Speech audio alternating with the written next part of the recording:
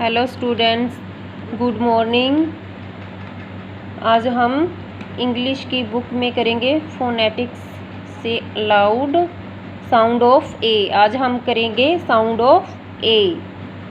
यहाँ पर दिया गया है एडी ब्लेंड, जैसे ad, B A D bad, D A D dad, H A D had, L A D lad, M A D mad, P A D pad, S A D sad.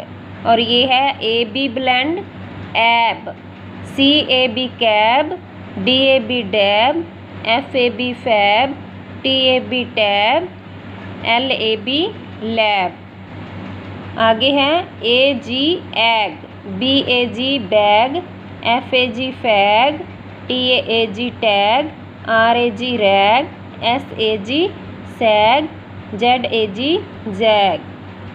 A man at a dam, एक आदमी कहाँ पर है? Dam पर। A rat run fast, ये rat क्या है? तेज दौड़ता है। ठीक है, आज के लिए इतना ही। धन्यवाद।